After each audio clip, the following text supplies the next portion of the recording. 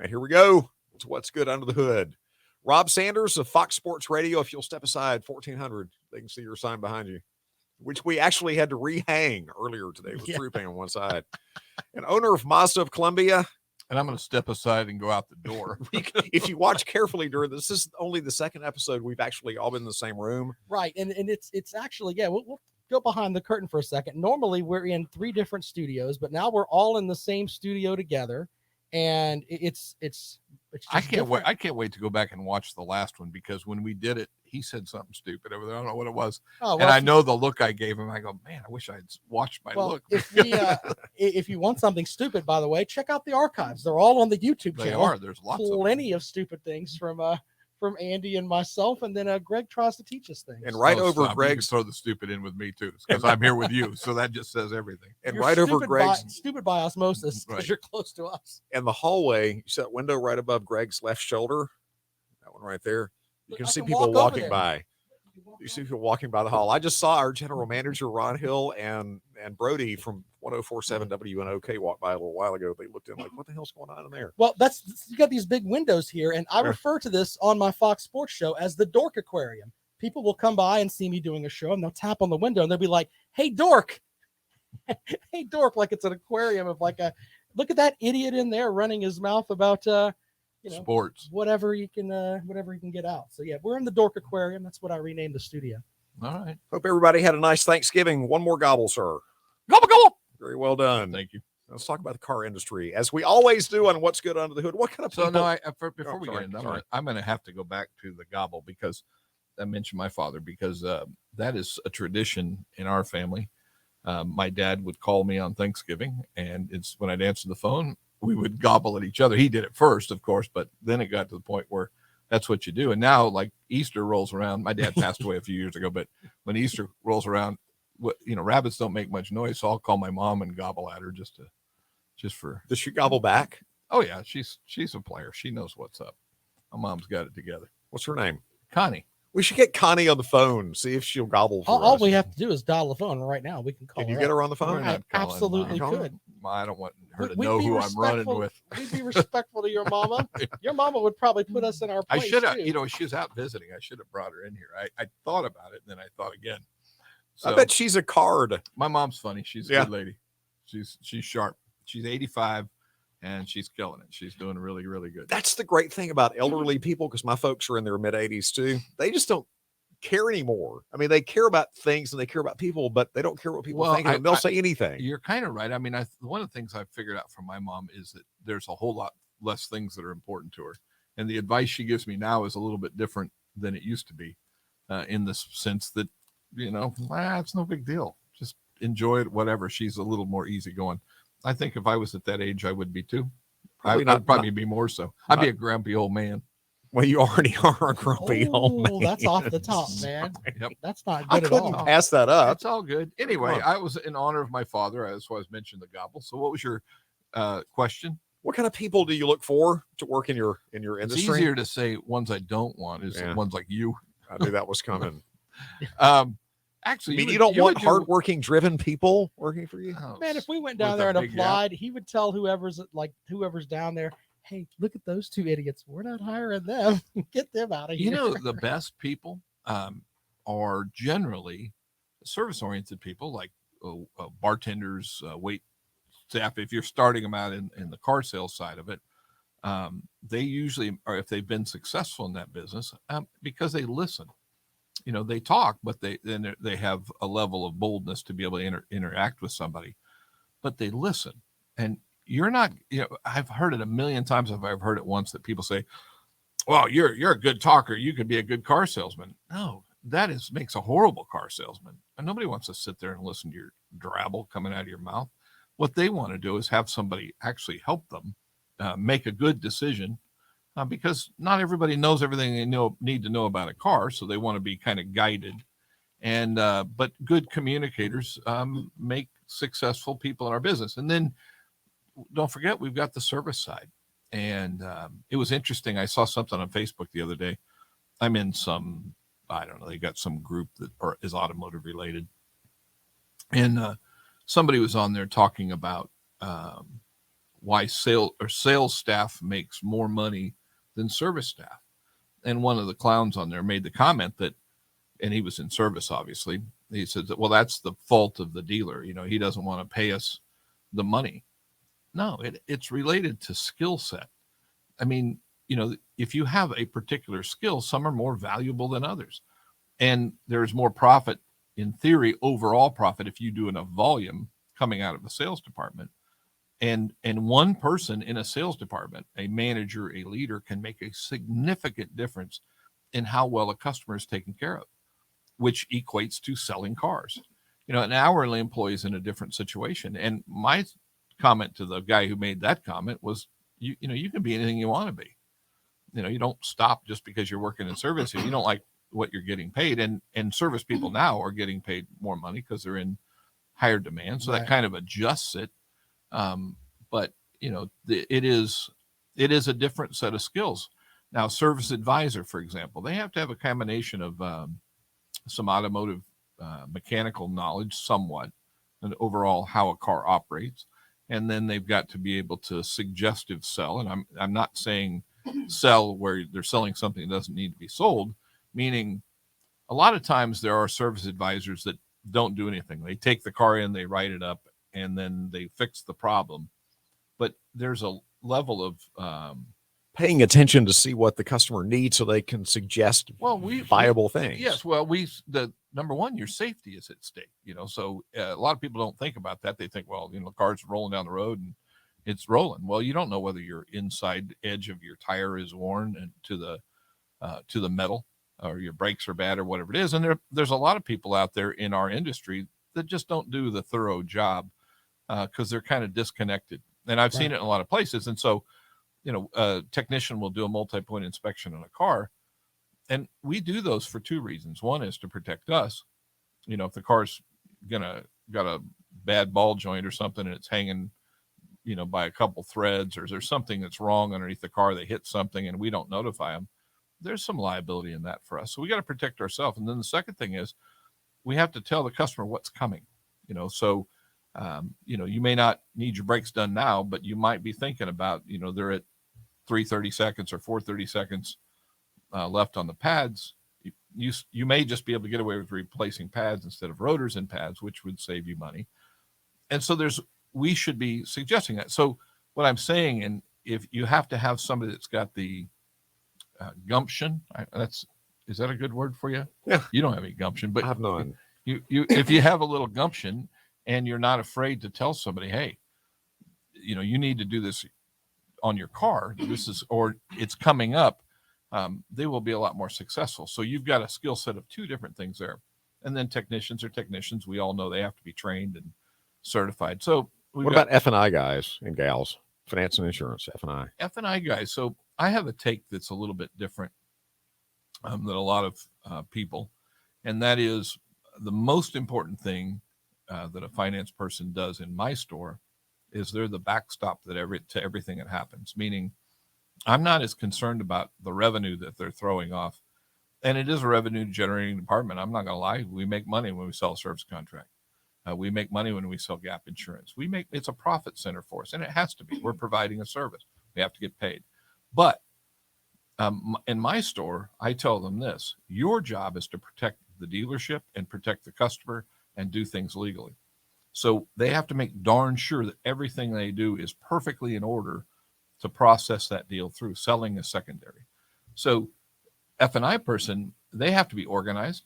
They have to be a salesperson. They have to have good critical thinking skills, because the thing that people don't realize is that we have to get them bought. And what that really means is we have to get them financed. We have to get a bank to say yes. If you go online and you apply to Bank of America for a car loan, they're strictly going on score. We can still, even after all this credit score stuff going on, back when I started the car business, we would sit there and desk a deal and structure it all. We'd take a guess at what the bank was going to buy it at what rate. We would know based upon their credit and their history and all kinds of stuff where we thought it was going to go. There might be 2 or 3 banks. We'd write it on the front of the jacket and we'd throw them off into the finance director. He'd come in on Monday morning and he'd have a stack of 30 deals and he'd have to start faxing them off to the bank and then start calling the banks and grinding. Well, we can still grind. And so what people don't realize is they think, well, that's easy. You can get me financed. Well, no, it's not. If you've had a credit glitch or you want a certain rate or whatever it is we're trying to accomplish, or in this day and age where cars are a little more, where we pay more for them, we have to be in line with what the guides are, whether it be Kelley Blue Book or NADA. We use NADA, but we have to be in line with that kind of stuff in order to get the structure right to get it financed, because nobody's going to give you 200% of the value of the car in financing. It all has to come together. So they have to be able to think and tell your story to a banker to get them to do what they want them to do to help you get what you just got. You know what I've taken away from this? It's just a one-word thing. You need people that can communicate. That's basically the biggest thing there. Either communicate with customers, communicate with the bank, communicate with the folks in the service department. I mean, you actually just need people that have the ability to communicate and actually have you use the word gumption to actually bring those things out. Yeah. But it is, but I said the critical thinking skills, there's more to it than just talking about it. There is being able to really kind of make sure that there's no unintended consequences of what you're trying to do. So it's more than just what's in front of you, seeing the whole picture. The more our employees can see the whole picture, the better off the customer is when they deal with this. Do you train them for that? I mean, is every dealership different? What I mean by that is that you mentioned that you have a certain way that you want your F&I guys to look at things. Do you train your people differently than at other dealerships you've worked at? Well, I'm actually bringing in a training company that I've used years ago, that they're still around, because I think we need to get a little more fundamental in some areas. It's the blocking and tackling part of it that is the most important thing that we do. And the internet has kind of disrupted that a little bit, because in a car deal, no two car deals are the same. I mean, I don't have everybody walking in with an 800 score with $10,000 down, where I've got no problem getting anything financed or getting, and then I've got a complete inventory of everything that they want. I mean, a lot of times people come in to buy a car and they don't leave with the one they came in intending to buy, because they see something else or some structure worked better for them, or the payment was better and they like what they did, so they change. So I want my people, and so go back to your training question. I don't think we do anything unique other than the fact that a lot of places don't train anybody, and that's creating a problem. And you see that in everyday life. I mean, I just went through about the biggest fiasco on the planet with between Home Depot and Lowe's. And I got to tell you a secret here. Lowe's was, I went online to order some lumber, because I'm going to tell a story. It's worth telling. I went online to order some lumber with Home Depot, and I put in my credit card, and it said, "Thank you for your order." And it was $1,000 worth of wood. I'm building a deck. Help doers get more done. Thank you. But I'm a pro, so I'm going to go to Lowe's.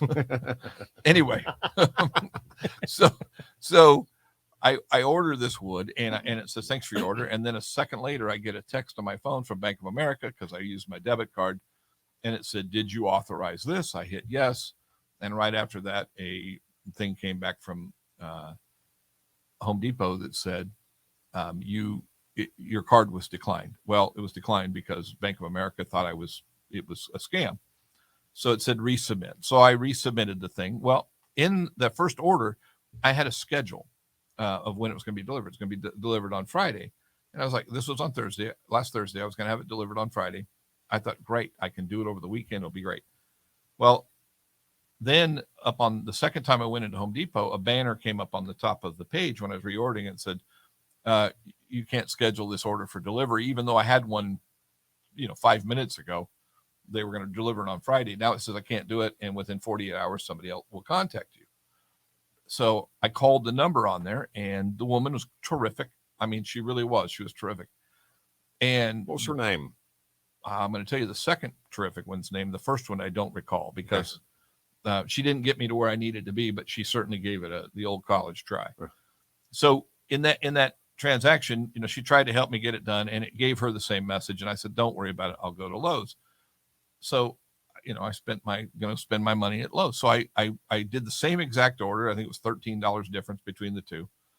and it scheduled me in for Saturday delivery. And I went, okay, I can live with that. I can get it done on Sunday. It's not a big deal.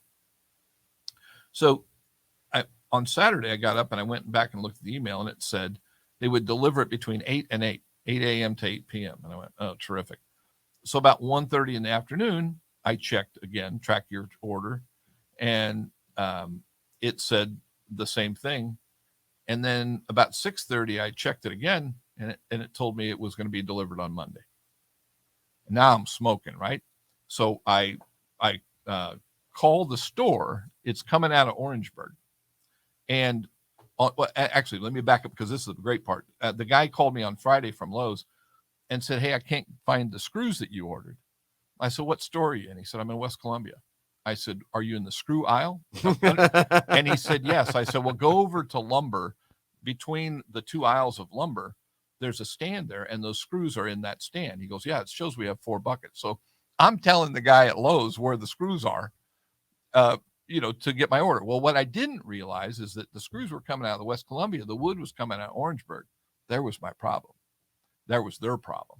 And so I called Orangeburg, the store, because I was not happy. And what happened then was customer service. I was like, whoa. That's why they answer the phone? She did. She was horrible. So anyway, I said, I canceled the order. I have not taken this. So I went back to Home Depot, reordered the stuff.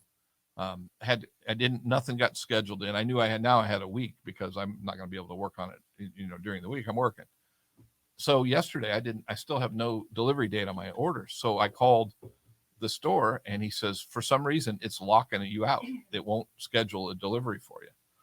So he said, let me have somebody else call you. So this woman calls me, and her name was Sherry, and I think it was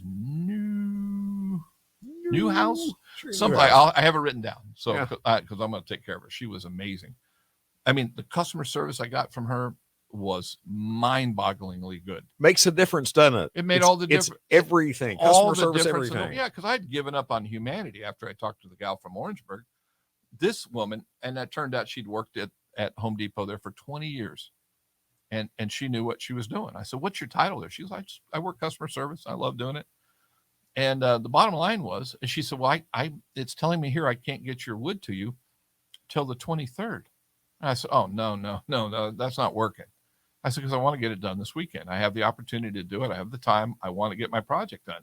And the reason I didn't go get the wood myself is because it's 16 feet long. I don't have a vehicle that's going to haul 16-foot long wood. I have a trailer that could do it, but I just didn't want to deal with it. Strap it on the top. Strap it on the Can top. I borrow your Honda? Like people do mattresses. You see them driving down the road with this mattress, and it's like, that's going to blow off. Yeah, they're going any moment. Yes, exactly. Yeah. Going to Andy's house.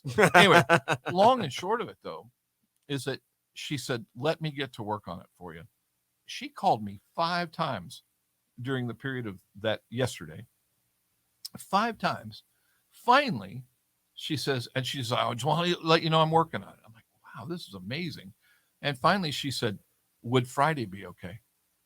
Like, that was what I wanted the whole damn time. Right. Well, no, but she was just, she she called the trucking company that was doing it. I mean, she went over and well beyond where she needed to go to get me happy. And let me tell you something. I mean, she is great. I'm doing something for her. She was absolutely spectacular. And she tells Greg Friday, and Greg goes, yeah, awesome. How about a little cowbell for Sherry? Wait a minute. All right. Yeah, she was awesome. Telling you. But you see, you'll go back to that store now because of Sherry. There is no doubt that they own me.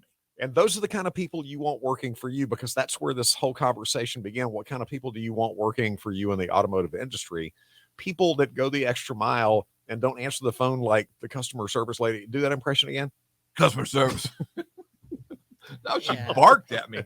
Yeah, I hear that, and it's like what has happened to our society? Where I mean, and I hope, and I guarantee you, we've made people mad too. We don't always do it right either, and I've made people mad, but at least you take a shot at it, of trying to please them, and I want my people to go over and above what most people would do, but it is hard to find people with that mindset. I think that was the whole purpose of my really long story, is that you've got 2 competing entities, and one of them ended up with my $1,000, and because Home Depot didn't mess it up the first time, It was Bank of America that stopped it. Otherwise, I would have had my wood on Friday. They didn't do anything wrong. The system, my name and everything, for whatever reason, and it may be because of that first thing that got canceled. I don't know. Bottom line is, though, you got two companies that do exactly the same thing. And I always thought Lowe's was a little more of the upper crust of the two. Wow. What a difference. When I wander the aisles of Home Depot, people actually ask you if they can help you. The other place, not so much. I find Home Depot has I don't know, better that- customer service. Lowe's has, Well, they're not bad. I was in there previous weekend, and they were very helpful in the store. Yeah. But I was self-service there. I wasn't waiting on. But the other thing was I was paying $79 to have it delivered.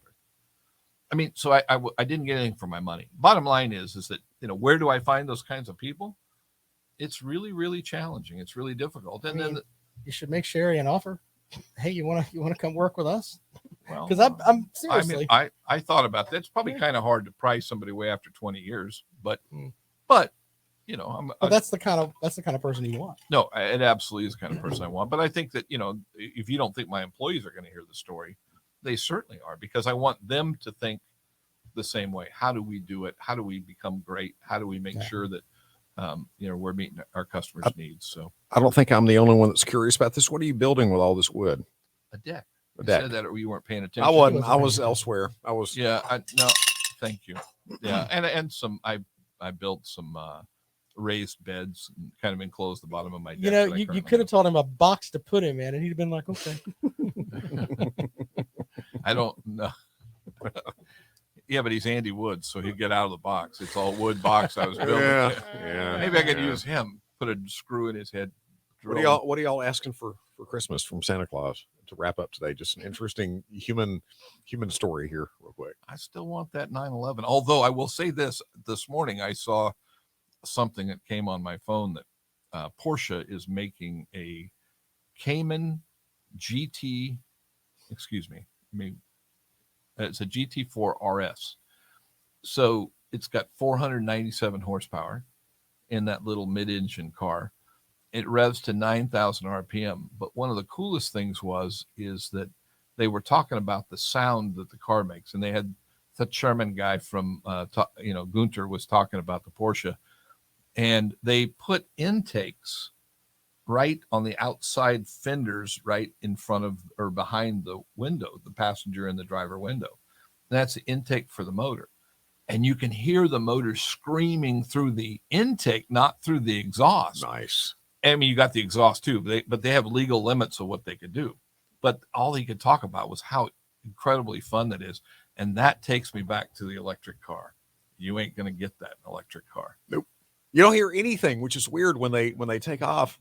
You don't hear anything. It's just. I sure like the stereo though in a Tesla. Yeah. Because there's no other conflicting noise other than a little bit of wind, and man, it makes it sound good. So Did you put out what you wanted out there? I mean, it's not like you and I can pool together and get Greg his Christmas gift. Oh, come on. Get a Matchbox car. Might work on that. I don't really want anything, honestly. I was thinking I don't either. I'm pretty good. I It's mean, funny when you get to my age. I mean, there's not.